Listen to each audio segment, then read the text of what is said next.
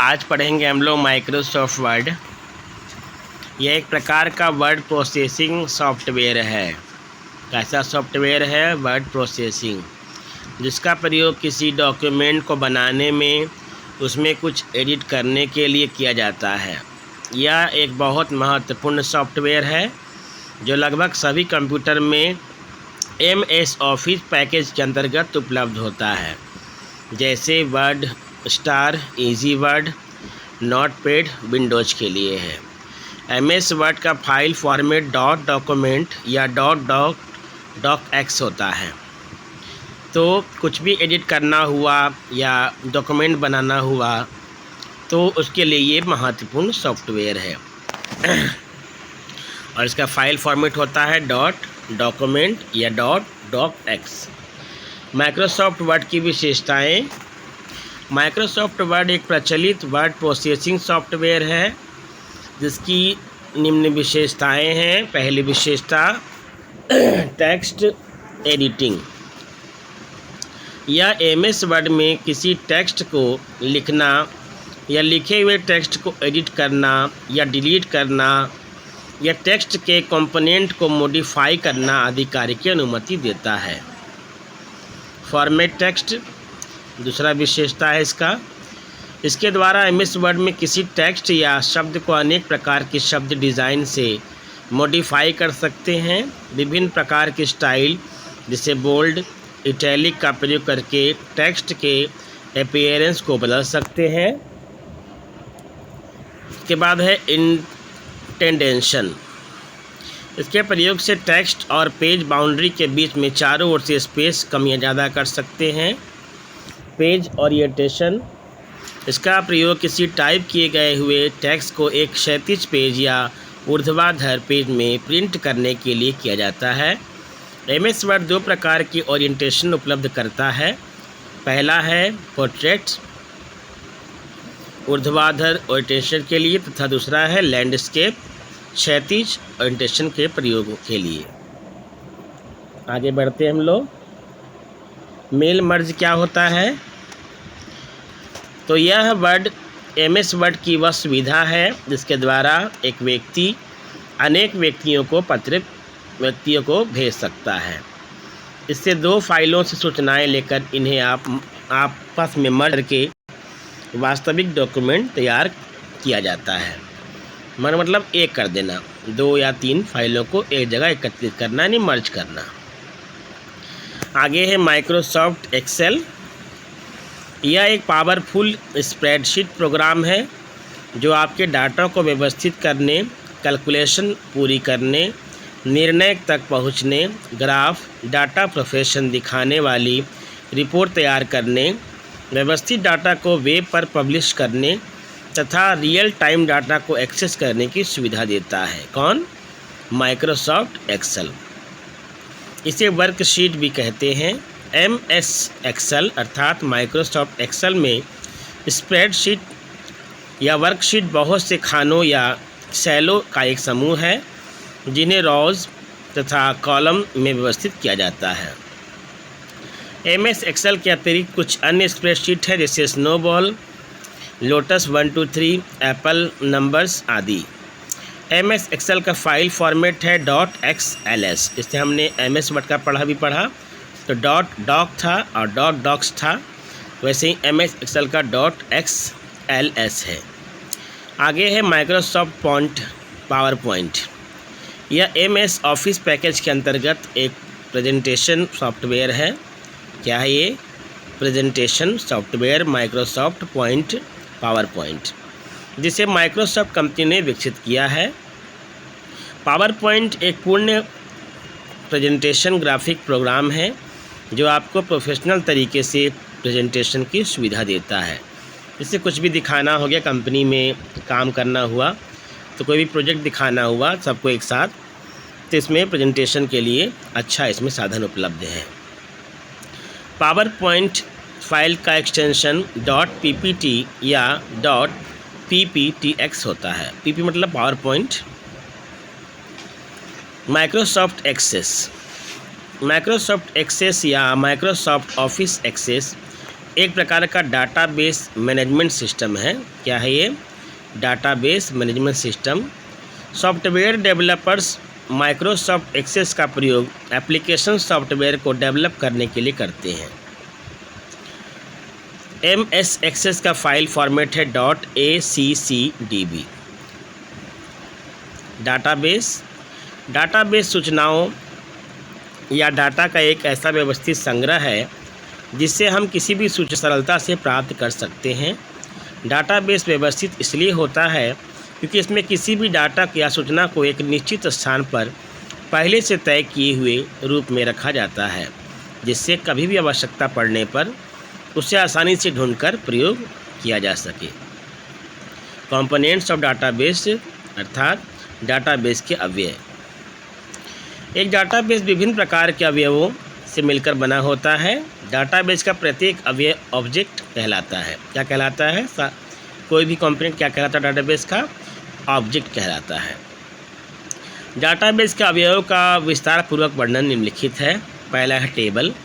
यह रो तथा कॉलमों के कटाव से बने शैलों से मिलकर बनी होती है। यह शैल टेबलों में डाटा को स्टोर करने के लिए प्रयोग किए जाते हैं।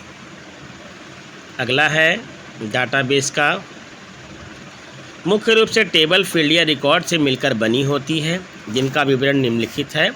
पहला है फील्ड। टेबल के प्रत्येक कॉलम को फील्ड कहते हैं। प्रत्येक फील्ड का एक निश्चित नाम है जिससे उसे पहचाना जाता है, जैसे विद्यार्थी का नाम, शहर, देश, टेलीफोन नंबर आदि फील्ड के नाम हो सकते हैं। रिकॉर्ड। टेबल की प्रत्येक रो को रिकॉर्ड कहा जाता है। दूसरे शब्दों में एक रिकॉर्ड एक एंटिटी जैसे वस्तु, व्यक्ति आदि संबंधित सभी फील्डों में डाटा का संग्रह होता है। क्वेरी। किसी टेबल या डाटाबेस की आवश्यकता अनुसार डाटा को प्रदर्शित करने के लिए जो आदेश दिया जाता है उसे क्वेरी कहा जाता है। किसी क्वेरी के उत्तर में जो सूचनाएं या रिकॉर्ड डाटाबेस से प्राप्त किए जाते हैं उसे उस क्वेरी का डायना सेट कहते हैं। फॉर्म। यह आपकी स्क्रीन पर एक ऐसी विंडो होती है जिसकी सहायता से आप किसी टेबल में भरे गए डाटा को देख सकते हैं, एडिट कर सकते हैं और नया डाटा जोड़ सकते हैं। रिपोर्टर। सरल शब्दों में कोई रिपोर्ट एक ऐसा डायना सेट है जिसे कागज़ पर प्रिंट किया गया हो। Data hierarchy.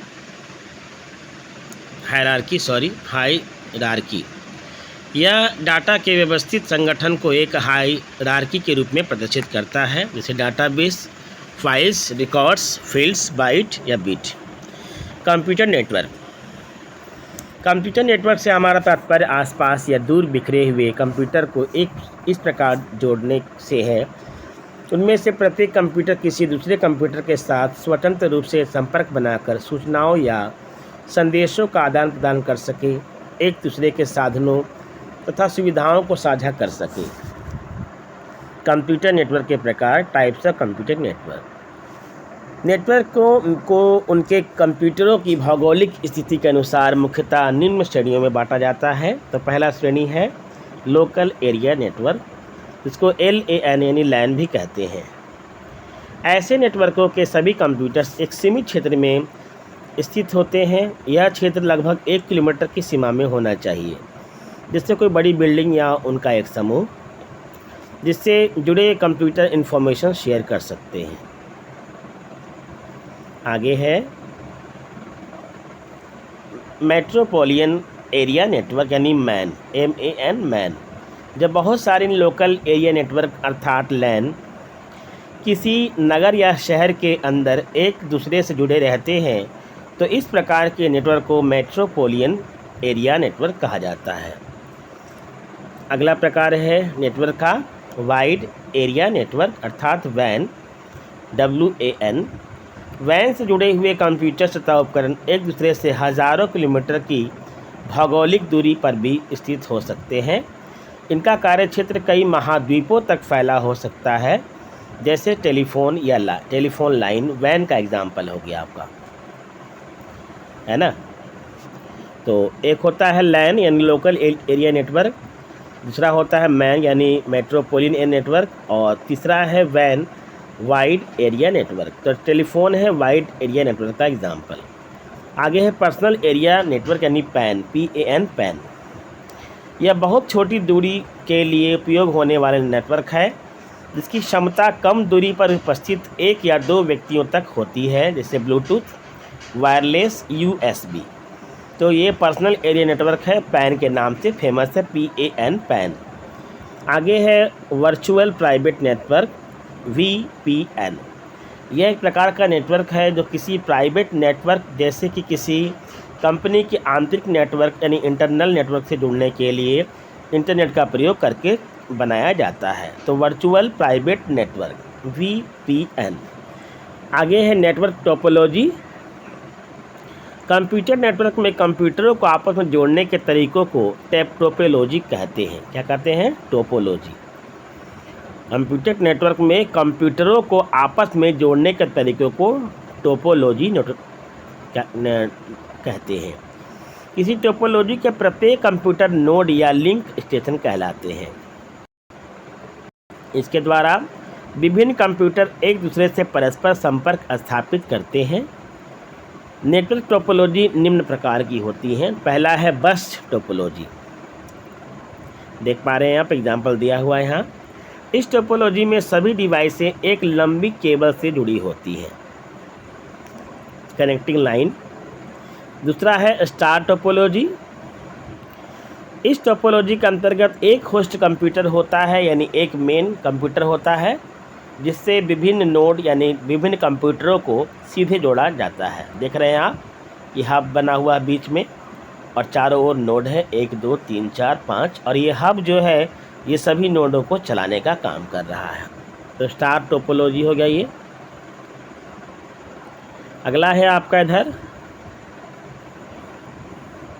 Ring topology. इस टोपोलॉजी में सभी कंप्यूटर एक गोलाकार आकृति के रूप में केबल द्वारा जुड़े होते हैं, तार के द्वारा। प्रत्येक कंप्यूटर अपने अधीनस्थ यानी आसपास के कंप्यूटर से जुड़ा होता है। तो रिंग यानी अंगूठी की तरह आकार का जो नेटवर्क है वो क्या कहलाता है? Ring topology. आगे है मैश टोपोलॉजी। इस टोपोलॉजी का प्रत्येक कंप्यूटर नेटवर्क से जुड़े हुए अन्य सभी कंप्यूटर से सीधे जुड़ा होता है। कहने का मतलब ये हो गया कि प्रत्येक कंप्यूटर जो है वो नेटवर्क से जुड़े हुए अन्य सभी कंप्यूटरों से सीधा जुड़ा होता है, मतलब उसे और किसी की ज़रूरत नहीं है, वो अन्य कंप्यूटरों से डायरेक्टली कनेक्ट रहता है। आगे है ट्री टोपोलॉजी। इस टोपोलॉजी में एक नए नोड से दूसरी नोड तक, दूसरी नोड से तीसरी नोड किसी पेड़ की शाखाओं की तरह जुड़ी होती है। मतलब एक नोड से नहीं बल्कि एक कंप्यूटर जो है कई कंप्यूटरों से जुड़ी होती है। जैसे आप देख रहे हैं यहाँ सर्वरों कहाँ से है और कहाँ से शुरुआत हो रही है। एक नोड 3 नोडों से 3 नोड उससे जुड़ा हुआ है, तो आपस में जुड़े होते हैं ट्री टोपोलॉजी में। अब आते हैं हम लोग संचार, कम्युनिकेशन पर। अंग्रेजी शब्द कम्युनिकेशन की उत्पत्ति कम्युनिस और कम्युनिकेटर से हुई, जिसका अर्थ है सूचनाओं का आदान प्रदान करना। संचार मीडिया, कम्युनिकेशन मीडिया। किसी कंप्यूटर से टर्मिनल या किसी टर्मिनल से कंप्यूटर तक डाटा के संचार के लिए किसी माध्यम की आवश्यकता होती है। इस माध्यम को कंप्यूटर कम्युनिकेशन लाइन या डाटा लिंक कहते हैं। कहने का मतलब ये हुआ कि जब कंप्यूटर से टर्मिनल या टर्मिनल से कंप्यूटर तक डाटा का संचार होता है और जिस माध्यम की आवश्यकता होती है उसी माध्यम को हम लोग कहते हैं कम्युनिकेशन लाइन या डाटा लिंक कहते हैं। ये 2 प्रकार का होता है डाटा लिंक। पहला है गाइडेड मीडिया या वायर्ड तकनीकी। इस मीडिया में डाटा सिग्नल तारों के माध्यम से प्रवाहित होते हैं। तो हम लोग प्रकार पढ़ रहे हैं किसका? संचार मीडिया का पहला प्रकार है आपका गाइडेड मीडिया, ठीक है ना, गाइडेड मीडिया। इस मीडिया में डाटा सिग्नल तारों यानी वायर्स के माध्यम से जुड़े होते हैं, प्रवाहित। ये तार कॉपर, टीन या सिल्वर के बने होते हैं। तो ये जो गाइडेड मीडिया है इसके जो डाटा सिग्नल हैं वो तारों के माध्यम से प्रवाहित होते हैं, यानी तार के माध्यम से आपस में जुड़े होते हैं। और ये तार किससे बने होते हैं? कॉपर से, टिन से या सिल्वर से। उदाहरण ईथरनेट केबल या ट्विस्टेड पेयर कोएक्सियल केबल या फाइबर ऑप्टिकल केबल एग्जाम्पल है गाइडेड मीडिया के। अगला है अनगाइडेड मीडिया या वायरलेस तकनीक। तो हमने अभी पढ़ा वायर्ड यानी जो तार से जुड़े होते हैं, लेकिन आगे जो पढ़ रहे हैं ये अनगाइडेड मीडिया, इसे वायरलेस तकनीकी भी कहते हैं, वायर्ड टेक्निक। इस मीडिया में डाटा का प्रवाह बिना तारों वाले संचार माध्यमों के द्वारा होता है। इन मीडिया में डाटा का प्रवाह तरंगों के माध्यम से होता है, जैसे रेडियो वेव किरणें जो रेडियो की निकलती हैं, transmission, microwave transmission, infrared wave transmission, satellite संचार। तो ये अनगाइडेड मीडिया का एग्जाम्पल है, वायरलेस तकनीकी का एग्जाम्पल हो गया। आगे है सूचना अलग। इंटरेक्टिव संचार या अन्योन्य क्रिया संप्रेषण, इंटरेक्टिव कम्युनिकेशन विचारों का आदान प्रदान है, जहां कंप्यूटर, टेलीशॉपिंग, इंटरनेट और मोबाइल टेलीफोनी के माध्यम से सूचना को संप्रेषित करता है। यह जानकारी का एक गतिशील टू वे प्रवाह है। इंटरनेट क्या होता है? इसका पूरा नाम इंटरनेशनल नेटवर्क है, जिसे वर्ष 1950 में विंट कर्फ ने शुरू किया। इन्होंने शुरू किया विंट कर्फ ने 1950 में, जिन्हें इंटरनेट का पिता कहा जाता है। इंटरनेट नेटवर्कों का नेटवर्क है जिसमें लाखों निजी व सार्वजनिक लोकल से ग्लोबल स्कोप वाले नेटवर्क होते हैं। सामान्यतः नेटवर्क दो या दो से अधिक कंप्यूटर सिस्टमों का आपस में जोड़कर बनाया गया है, एक समूह है। नेटवर्क दो या दो से अधिक कंप्यूटर सिस्टमों को आपस में जोड़कर बनाया गया क्या है? समूह है। इंटरनेट का इतिहास, हिस्ट्री ऑफ इंटरनेट। सन 1969 में लॉस एंजल्स में यूनिवर्सिटी ऑफ कैलिफोर्निया तथा यूनिवर्सिटी ऑफ यूटा अर्पानेट अर्थात advanced research project agency network की शुरुआत के रूप में जुड़े। इस परियोजना का मुख्य लक्ष्य विभिन्न विश्वविद्यालयों तथा अमेरिकी रक्षा मंत्रालय के कंप्यूटरों को आपस में जोड़ना था। वर्ष 1988 में फिनलैंड के जाक्रो ओकेरीनेने ने इंटरनेट चैटिंग का विकास किया। 1988 में 1995 में प्रारंभिक व्यावसायिक साइट्स को इंटरनेट पर लॉन्च किया गया। इन व्यावसायिक के रूप में इंटरनेट को अपनाया गया 1995 में। 1999 में ई कॉमर्स की अवधारणा अत्यंत तेज़ी से फैली, जिससे इंटरनेट के द्वारा खरीद लोकप्रिय हो गई। यानी खरीद बिक्री का माध्यम इंटरनेट हुआ कब से? 1999 के वर्ष में। वर्ष 2000 में न्यूजीलैंड में NIBE द्वारा इंटरनेट में देशव्यापी वायरलेस एक्सेस प्रणाली का प्रयोग आरंभ हुआ, जहां पर बिना तार के ही लोग आपस में जुड़े होते हैं। मध्य 80 के दशक में, मिडिल की बात कर रहे हैं हम लोग, 80 के दशक की, एक और संघीय एजेंसी जिसका नाम था नेशनल साइंस फाउंडेशन, राष्ट्रीय विज्ञान फाउंडेशन, ने एक नया उच्च क्षमता वाला नेटवर्क NSF नेट बनाया, जो ARPANET से अधिक सक्षम था। NSF नेट में केवल यही कमी थी कि यह अपने नेटवर्क पर केवल शैक्षिक अनुसंधान की ही अनुमति देता था, किसी प्रकार के निजी व्यापार की अनुमति नहीं देता था। इस कारण निजी संगठनों यानी प्राइवेट ऑर्गेनाइजेशंस तथा लोगों ने अपने स्वयं के नेटवर्क का निर्माण करना शुरू कर दिया, जिसने बाद में ARPANET और NSF नेट से जुड़कर इंटरनेट का निर्माण किया। ये हम लोग हिस्ट्री पढ़ रहे थे इंटरनेट की। आगे है इंटरनेट कनेक्शन के प्रकार। कितने प्रकार होते हैं इंटरनेट कनेक्शन के? Types of internet connection. Internet का एक्सेस के लिए कुछ इंटरनेट कनेक्शन निम्न है। पहला है dial up connection. Dial up पूर्व उपस्थित टेलीफोन लाइन की सहायता से इंटरनेट से जुड़ने का एक माध्यम है। Broadband connection. ब्रॉडबैंड कनेक्शन का प्रयोग हाई स्पीड इंटरनेट एक्सेस के लिए किया जाता है। यह इंटरनेट से जुड़ने के लिए टेलीफोन लाइनों का प्रयोग करता है। Digital subscriber line, cable modem, fibre optic broadband over power line आदि ब्रांड कनेक्शन हैं। इस कनेक्शन के लिए मॉडेम, हब, ब्रिज, राउटर एवं गेटवे की आवश्यकता होती है। वायरलेस कनेक्शंस, इस प्रकार के कनेक्शंस में केबल या मॉडेम इत्यादि की आवश्यकता नहीं होती है। जैसे वाईफाई, जिसको कहते हैं wireless Fidelity, WiMAX, mobile wireless broadband services, satellite. तो ये सब वायरलेस कनेक्शन के एग्जाम्पल हैं। इंटरकनेक्टिंग प्रोटोकॉल्स, प्रोटोकॉल नियमों का वह सेट है जो डाटा कम्युनिकेशंस की देखरेख करता है। कुछ प्रोटोकॉल निम्न प्रकार से हैं। पहला है transmission control protocol. Internet protocol TCP इसका शॉर्ट फॉर्म है, ट्रांसमिशन कंट्रोल प्रोटोकॉल का, और IP का है internet protocol. End to end connectivity, जिसमें डाटा की फॉर्मेटिंग, एड्रेसिंग, संचरण के रूट्स और इसे प्राप्त करने की विधि इत्यादि सम्मिलित है, प्रदान करता है। तो ये जो ट्रांसमिशन कंट्रोल प्रोटोकॉल है क्या करता है? कनेक्टिविटी प्रदान करता है, जिसमें डाटा फॉर्मेटिंग, एड्रेसिंग, संचरण के रूट्स, इसे प्राप्त करने की विधियां सम्मिलित होती हैं।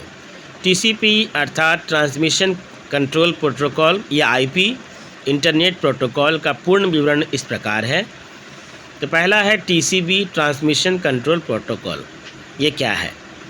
यह संदेश को प्रेषक के पास ही पैकेटों के एक सेट में बदल देता है, जिसे प्राप्तकर्ता के पास पुनः इकट्ठा कर संदेश को वापस प्राप्त कर लिया जाता है। प्रोटोकॉल यानी IP।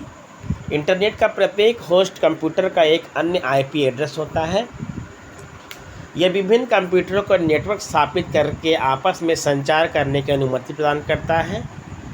तो इंटरनेट पर प्रत्येक होस्ट कंप्यूटर का एक अन्य IP एड्रेस होता है। ध्यान देंगे आप, इंटरनेट पर प्रत्येक होस्ट कंप्यूटर का क्या होता है? एक IP एड्रेस, जिसे हम लोग इंटरनेट प्रोटोकॉल भी कहते हैं। यह विभिन्न कंप्यूटरों को नेटवर्क स्थापित करके आपस में संचार करने की क्या देता है?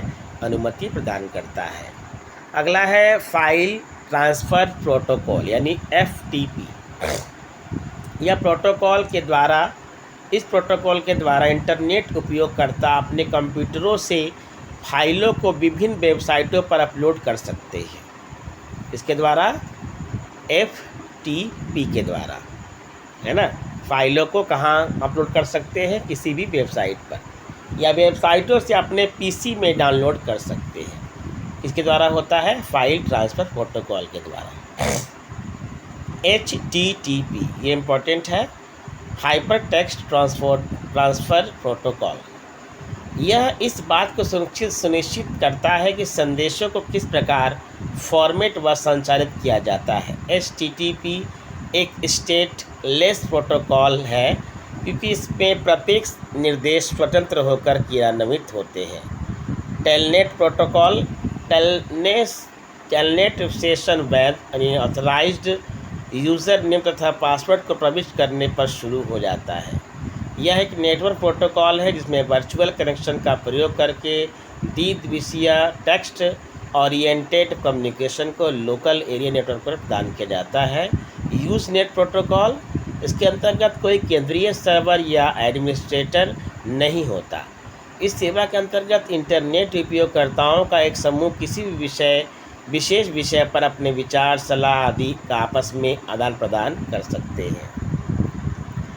आगे बढ़ते हैं हम लोग। अब है इंट्रानेट, इंटरनेट नहीं, इंट्रानेट। एक संगठन के अंतर्गत निजी कंप्यूटर नेटवर्कों का समूह क्या कहलाता है? इंट्रानेट। इंट्रानेट के द्वारा कोई संस्था अपनी सूचनाओं या अपने कर्मचारियों के मध्य सुरक्षित रूप से आदान प्रदान कर सकती है। इसमें इंटरनेट प्रोटोकॉल तकनीक की मदद से किसी कंपनी में मौजूद सभी कंप्यूटर को एक दूसरे के साथ जोड़ा जा सकता है। यह मुख्य रूप से लोकल एरिया नेटवर्क से मिलकर बना होता है। इंट्रानेट डाटा साझा करने की क्षमता तथा संगठन के कर्मचारियों के समग्र ज्ञान को बेहतर बनाने के लिए नेटवर्क प्रौद्योगिकियों यानी नेटवर्क टेक्नोलॉजीज़ के प्रयोग द्वारा व्यक्तियों या व्यक्तियों के समूह के बीच संचार की सुविधा को आसान करता है। आगे है एक्स्ट्रानेट। एक्स्ट्रानेट एक निजी नेटवर्क है जो सुरक्षित रूप से विक्रेताओं, भागीदारों, ग्राहकों अर्थात वेंडर्स, पार्टनर्स और कस्टमर्स या अन्य व्यवसायों के साथ व्यापार की जानकारी साझा करने के लिए इंटरनेट प्रौद्योगिकी अर्थात इंटरनेट टेक्नोलॉजीज तथा सार्वजनिक दूरसंचार प्रणाली पब्लिक टेलीकम्युनिकेशन सिस्टम का उपयोग करता है। तो एक्स्ट्रानेट इसे कहते हैं जहां पर सभी लोग व्यवसाय के लिए जुड़े होते हैं, चाहे वो पार्टनर्स हों या कस्टमर्स हों या वेंडर्स हों। आगे है simple mail transfer protocol SMTP। SMTP TCP/IP network पर ईमेल सेवाओं के लिए मानक प्रोटोकॉल है। यह ईमेल संदेशों को भेजने और प्राप्त करने की क्षमता प्रदान करता है। कौन करता है? Simple mail transfer protocol. मेरा मतलब मैसेज हो गया, संदेश। पॉइंट टू पॉइंट प्रोटोकॉल यह एक डायल अकाउंट है जिसमें कंप्यूटर को इंटरनेट पर सीधे जोड़ा जाता है। इस आकार के कनेक्शन में एक मॉडेम की आवश्यकता होती है। Point two point protocol. Wireless application protocol यह प्रोटोकॉल वेब ब्राउज़र को सेवाएं प्रदान करती है। कैसा प्रोटोकॉल है ये? वेब ब्राउज़र को क्या करने की? सेवा प्रदान करने की। Wireless application protocol. Web browser mobile डिवाइसों में प्रयोग होने वाले ब्राउज़र हैं। इनका प्रयोग कहाँ होता है? मोबाइल डिवाइसों में। आपने देखा भी होगा। Voice over internet protocol.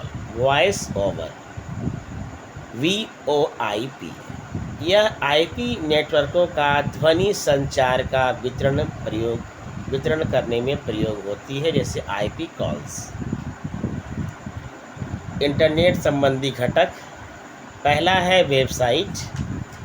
यह एक वेब पेजों का संग्रह होता है जिसमें सभी वेब पेज हाइपरलिंक द्वारा एक दूसरे से जुड़े होते हैं। किसी वेबसाइट के एड्रेस को उसका यूनिफॉर्म रिसोर्स लेटर यानी URL कहा जाता है। तो वेबसाइट के एड्रेस को क्या कहते हैं? URL यानी uniform resource locator. Web page क्या होता है? किसी वेबसाइट के सूचनाओं को कई भागों में बांटकर दिखाया जाता है। प्रत्येक भाग को वेब पेज कहते हैं। वेब पेज के पहले या प्रमुख वेब पेज को उसका होम पेज कहा जाता है। अगला है वर्ल्ड वाइड वेब यानी WWW फुल फॉर्म। यह विशेष रूप से स्वरूपित डॉक्यूमेंट्स का समर्थन करने वाले इंटरनेट सर्वर की एक प्रणाली है। यह टिम बर्नर्स-ली द्वारा 13 मार्च 1989 को प्रस्तुत किया गया था, जैसे www.yahoo.com, www.indiatimes.com, www.खोज.com, www.reddit.com आदि। तो यह स्वरूपित डॉक्यूमेंट्स का समर्थन करने वाला इंटरनेट सर्वर की क्या है? एक प्रणाली है। आगे आते हैं हम लोग। वेब ब्राउज़र यह एक सॉफ्टवेयर एप्लीकेशन है जिसका प्रयोग वर्ल्ड वाइड वेब या WWW के कंटेंट को ढूंढने व प्रदर्शित करने में होता है। नेटस्केप प्रथम वेब ब्राउज़र है। तो पहला वेब ब्राउज़र कौन है? नेटस्केप, याद रखेंगे आप। तो यह एक सॉफ्टवेयर एप्लीकेशन है जिसका प्रयोग WWW के कंटेंट को ढूंढने व प्रदर्शित करने में होता है। अगला है वेब सर्वर। यह कंप्यूटर प्रोग्राम है। क्या है ये? कंप्यूटर प्रोग्राम वेब सर्वर जो HTML पेजों या फाइलों की ज़रूरतों को पूरा करता है। प्रत्येक वेब सर्वर जो इंटरनेट जुड़ा होता है उसका एक अद्वितीय यानी यूनिक एड्रेस होता है जिसे IP एड्रेस कहते हैं, जैसे Apache HTTP server, internet information services इत्यादि। IP एड्रेस 32 बीट का होता है। ध्यान देंगे आप, IP एड्रेस कितने बीट का होता है? 32। जैसे वैलिड IP एड्रेस है 0255, 0255 P255 0255। उदाहरण आप देख रहे हैं नीचे में दिया हुआ है, तो वेब सर्वर इसे कहते हैं, जो HTML पेजों या फाइलों की ज़रूरतों को पूरा करता है और प्रत्येक वेब सर्वर जो इंटरनेट से जुड़ा होता है। और इसका एक यूनिक क्या होता है, एड्रेस ये होता है, इसे IP एड्रेस कहते हैं। वेब एड्रेस क्या होता है तथा URL। इंटरनेट पर जब वेब एड्रेस किसी विशिष्ट वेब पेज की लोकेशन को पहचानता है, वेब एड्रेस को URL यूनिफॉर्म रिसोर्स लोकेटर भी कहते हैं। URL इंटरनेट से जुड़े होस्ट कंप्यूटर पर फाइलों के इंटरनेट एड्रेस को दर्शाता है। URL क्या होता है, जो इंटरनेट से जुड़े होस्ट कंप्यूटर पर फाइलों के इंटरनेट एड्रेस को दर्शाता है। और इंटरनेट पर वेब एड्रेस किसी विशिष्ट वेब पेज की लोकेशन को पहचानता है। वेब एड्रेस को यूनिफॉर्म रिसोर्स लोकेटर भी कहते हैं। जैसे एग्जांपल में देखिए दिया हुआ है, HTTP protocol identifier www world wide web google.com domain name services directory index.htm web page. Domain name क्या होता है, डोमेन नेम इंटरनेट पर जुड़े हुए कंप्यूटरों को पहचानने व लोकेट करने के काम में आता है। मतलब कंप्यूटर को पहचानने और उसको लोकेट करने में काम आता है डोमेन नेम। डोमेन नेम सदैव अद्वितीय यानी यूनिक होना चाहिए। इसे हमेशा डॉट द्वारा अलग किए गए 2 से अधिक भाग होते हैं, जैसे google.com yahoo.com इत्यादि। संगठन के कुछ प्रमुख डोमेन नेम हैं इस प्रकार, INFO इन्फो अर्थात इंफॉर्मेशन ऑर्गेनाइजेशन, COM अर्थात कमर्शियल के लिए प्रयोग होता है ये डोमेन नेम, GOV ये गवर्नमेंट संस्था के लिए प्रयोग होता है, edu अर्थात ये एजुकेशन संस्था के लिए प्रयुक्त होता है, MIL यानी मिलिट्री संस्था के लिए प्रयोग होता है, NET नेटवर्क संसाधन के लिए प्रयोग होता है, ऑर्गेनाइजेशन गैर लाभकारी संस्था के लिए प्रयोग होता है। तो ये आपके डोमेन नेम है कुछ, जिनको हम लोग शॉर्ट फॉर्म में भी देखा हम लोगों ने।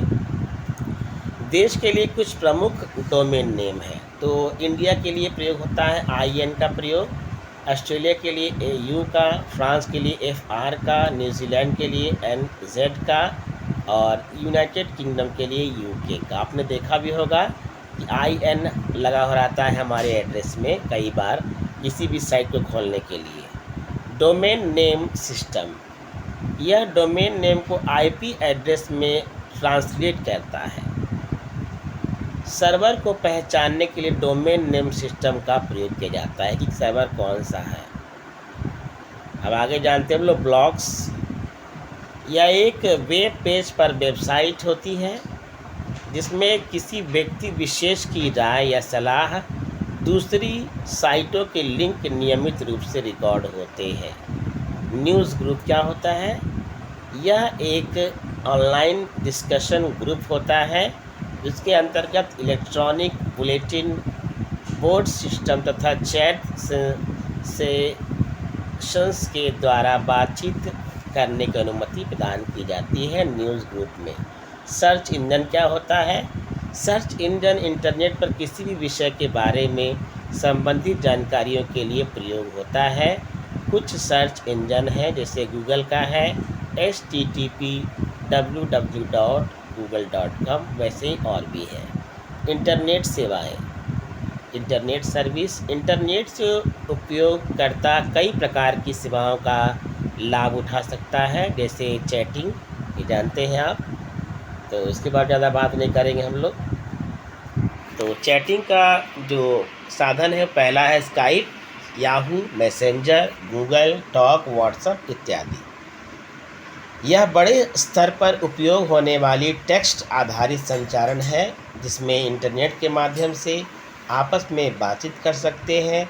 इसके माध्यम से उपयोगकर्ता चित्र, वीडियो, ऑडियो इत्यादि किसी भी इत्यादि भी एक दूसरे के साथ शेयर कर सकते हैं। इलेक्ट्रॉनिक मेल क्या है?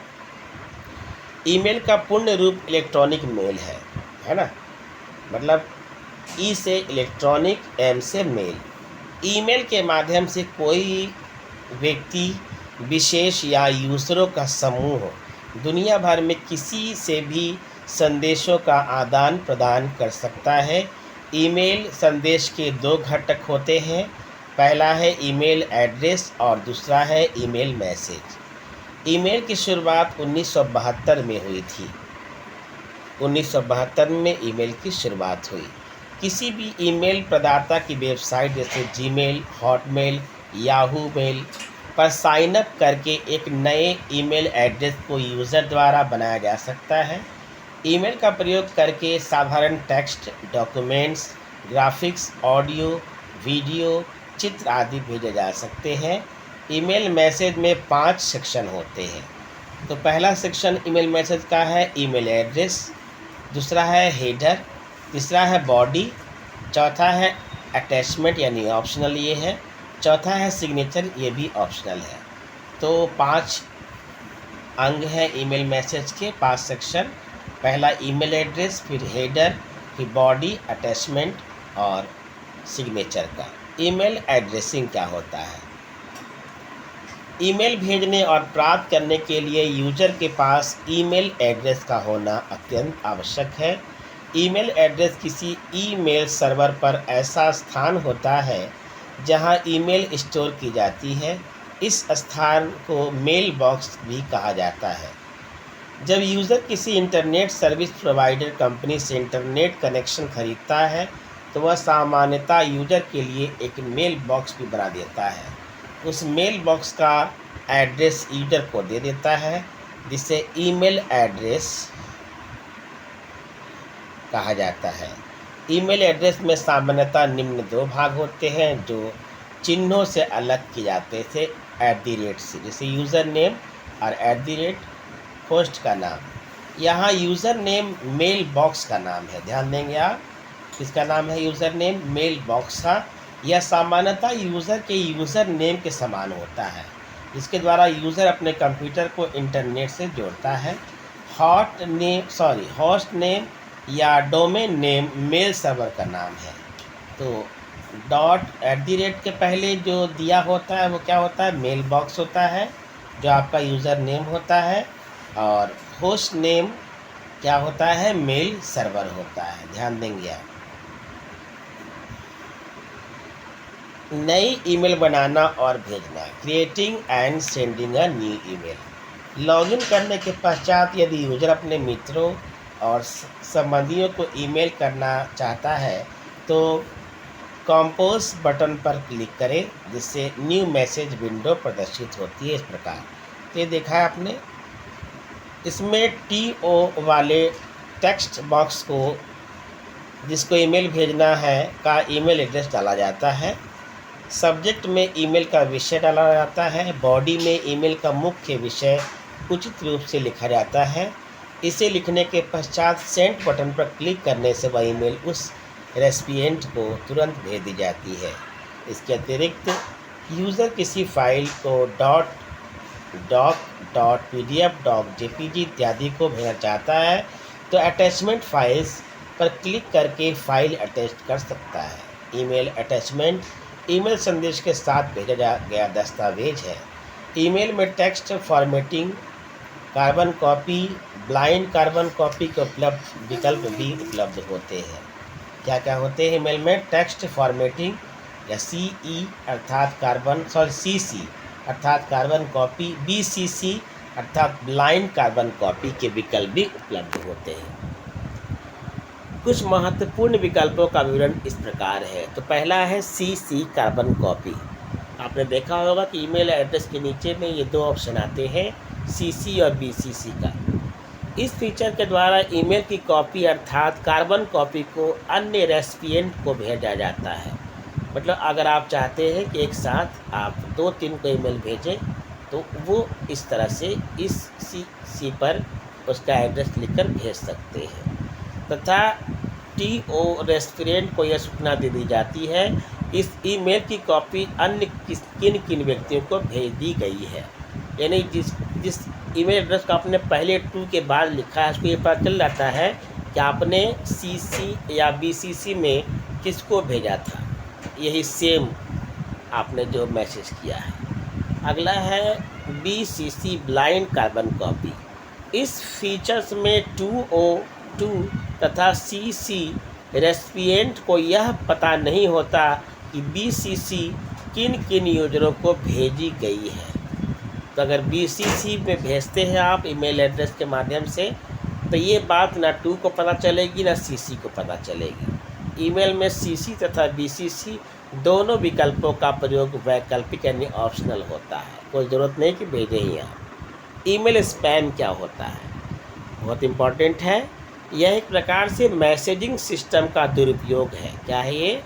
मैसेजिंग सिस्टम का दुरुपयोग, जिसके अंतर्गत अनचाहे संदेशों को ईमेलों के रूप में भेजा जाता है, मगर आप नहीं चाहते हैं फिर भी वो आपके पास चला आता है, तो उससे क्या कहते हैं? Email spam. आगे जानेंगे हम लोग इंटरनेट की अन्य सुविधाएं कौन कौन सी हैं।